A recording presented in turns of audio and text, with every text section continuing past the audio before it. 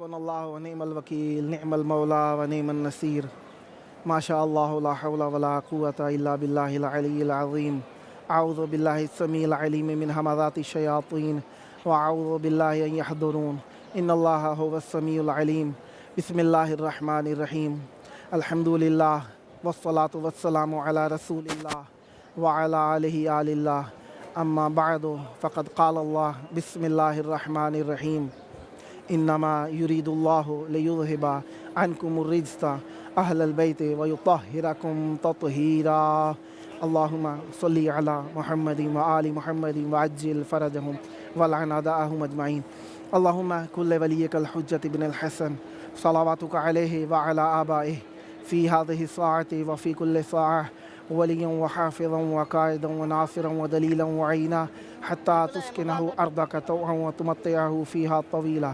बिरहमतिका या अरहमर राहिमीन अल्लाहुम्मा सल्लि अला मुहम्मदिन व आलि मुहम्मदिन व अज्जिल फ़रजहुम। 21 रमज़ान वो दिन है जो मोमिनीन के लिए नहायत कर्बनाक दिन है।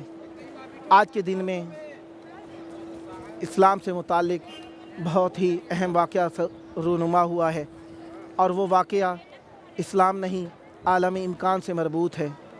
इस दिन में अमीरुल मोमिनीन अलैहिस्सलाम का यौम शहादत है और ये यौम शहादत हर शख्स के लिए कर्ब का सबब है, क्योंकि अमीरुल मोमिनीन अलैहिस्सलाम की ज़ात अक़दस कोई आम ज़ात नहीं है। अमीरुल मोमिनीन अलैहिस्सलाम खलीफा रसूल होने के साथ साथ रसूल करीम सल्लल्लाहु अलैहि वसल्लम के सच्चे जानशीन हैं और ऐसे जानशीन हैं जिनकी जानशीनी हर किसी ने कबूल की। ये वो वाहिद इमाम है जिन्हें बार बार लोगों ने अपनी तरफ बुलाने की कोशिश की, लेकिन अमीरुल मोमिनीन अलैहिस्सलाम ने कहा अगर तुम्हें चाहिए तो मैं आऊँगा, मुझे तुम्हारी ज़रूरत नहीं है। मैं क्योंकि हक़ हूँ, मैं हक़ के साथ रहूँगा और हक़ हमेशा दूसरों के पीछे नहीं चलता, लोगों को हक़ के पीछे चलना पड़ता है।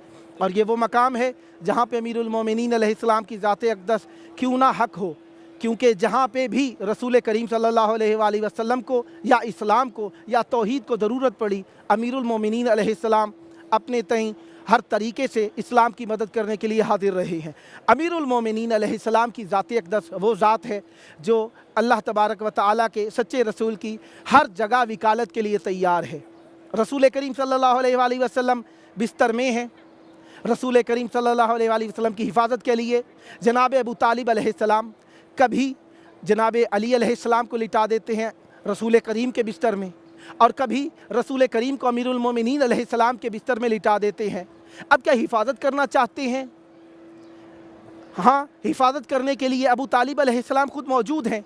क्या ये अमीरुल मोमिनीन अलैहिस्सलाम हिफाजत कर रहे हैं? नहीं, ये अमीरुल मोमिनीन अलैहिस्सलाम को तरबियत दी जा रही है कि कभी वक्त पड़े और रसूल करीम को मक्का तर्क करना पड़े तो ए अली इस तरीके से रसूल के बिस्तर पे सो जाना, इस तरीके से सोना कि गैर भी देखकर आपको पहचान ना सके कि रिसालत सो रही है या इमामत सो रही है।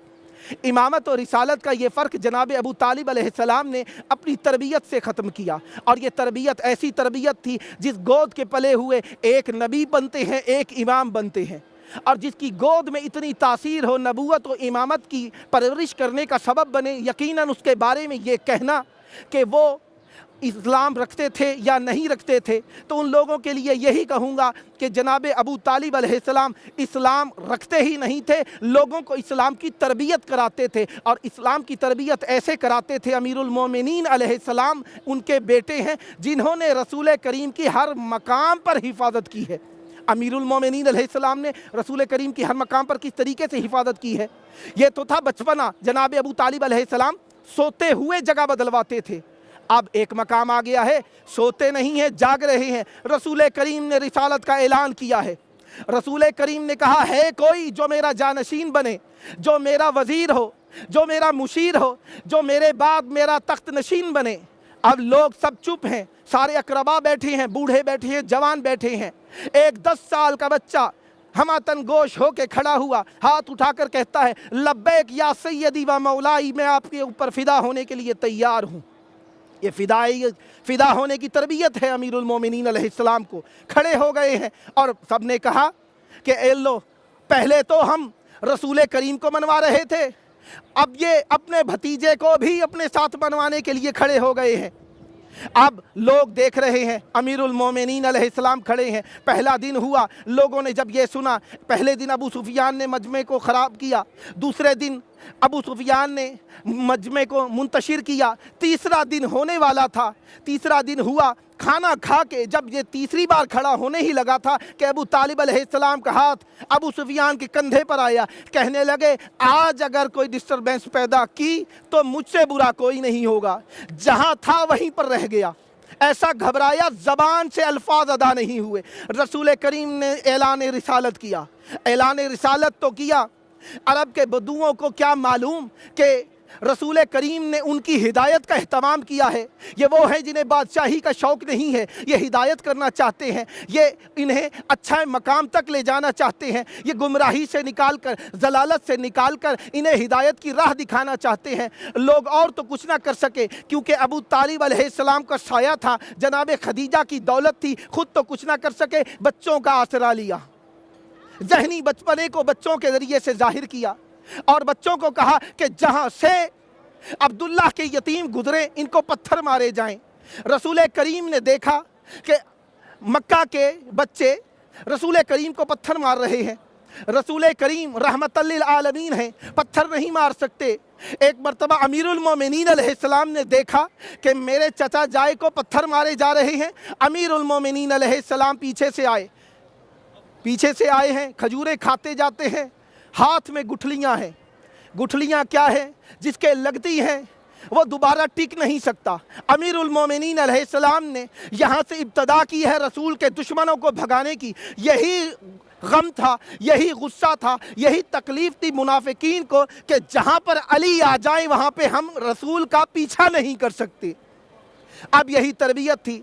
अब आ गया मकामे शैबे अबी तालिब, यहाँ भी रसूल पर जानिसारी के सबूत दे रहे हैं, रसूल करीम की खिदमत कर रहे हैं। रसूल करीम की ऐसी खिदमत की कि रसूल करीम जहाँ पे होते हैं अमीरुल मोमिनीन अलैहिस्सलाम साया बनाने के लिए मौके पर मौजूद होते हैं। अब यहाँ पर मौका बदला, रसूल करीम को इस मकाम से निकाल शैबे अबी तालिब से घर मुंतकिल किया गया।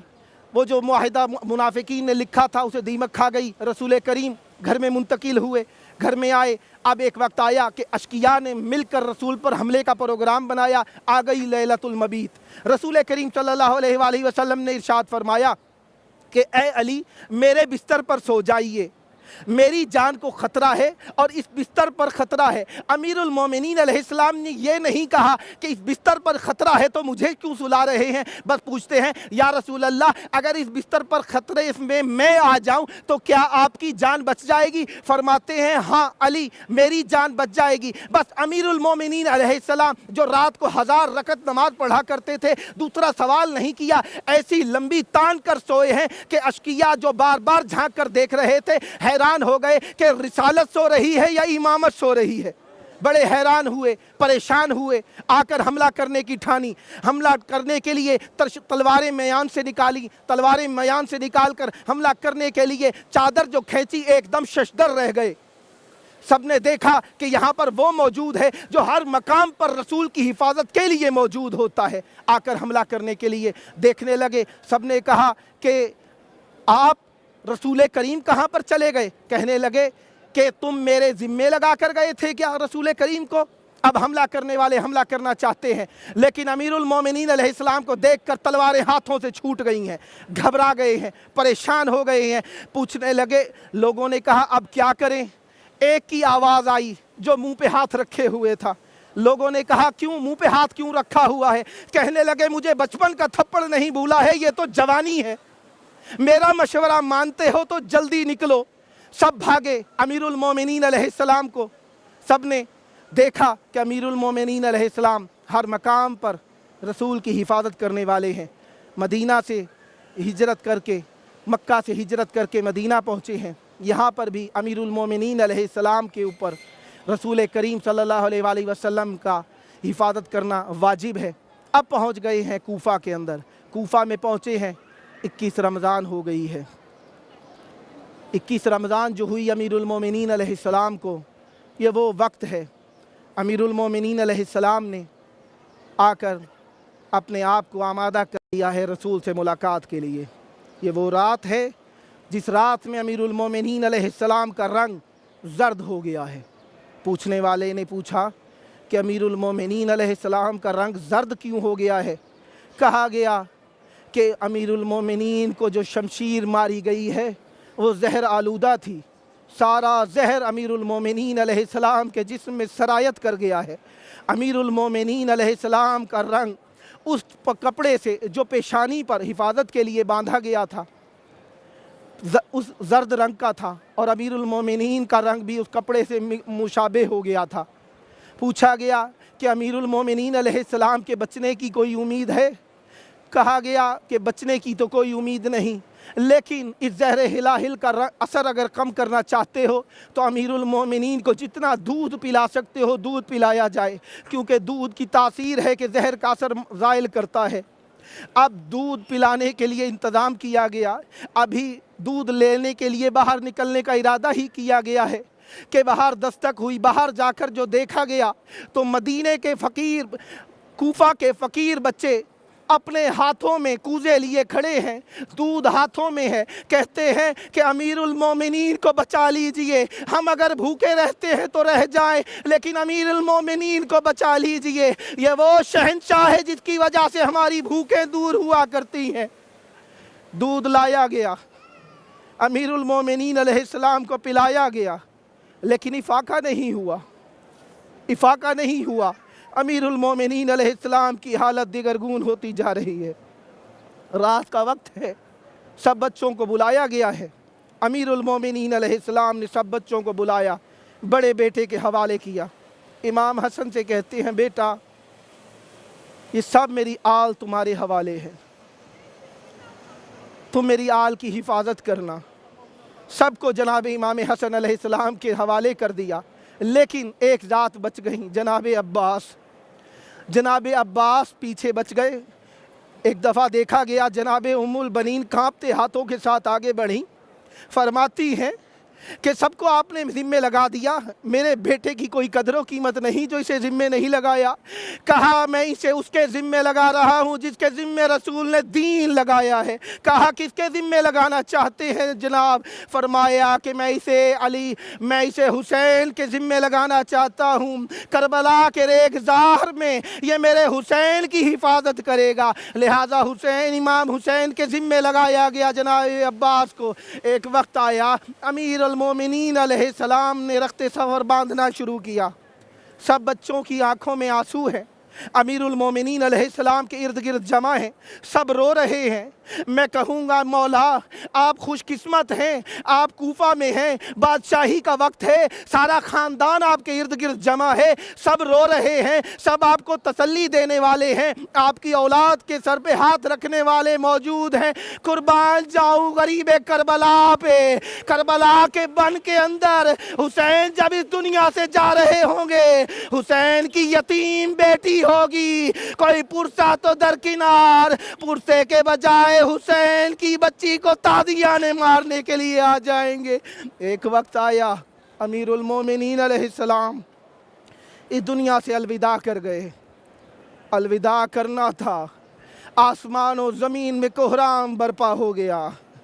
آسمان و زمین کا یہ کوہرام ہر کسی کے لیے قابل تحمل نہ تھا۔ امیر المومنین علیہ السلام اس دنیا سے چلے گئے ہیں۔ مولا حسن نے غسل و کفن دیا اور تابوت میں لے کر چلے۔ سارے مدینے والے، سارے کوفہ والے رو رہے ہیں، آنکھوں سے آنسو جاری ہیں، لیکن امیر المومنین آپ خوش قسمت ہیں، آپ کی بادشاہی کا وقت ہے، کوفہ میں ہیں آپ، گو کہ غربت کا عالم ہے، لیکن میں آپ کی ذات کو سلام کرتا ہوں۔ آپ کو غسل بھی دیا گیا، آپ کو کفن بھی دیا گیا۔ آئیے، ایک آپ کا بیٹا ہے کربلا کے بن میں آ گیا ہے، کربلا کے بن میں اسے مارنے کے بعد اشقیاء نے غسل و کفن تو کیا ہی دینا تھا، اشقیاء ہاتھوں میں جو چیز لگی لے کر چلے آئے۔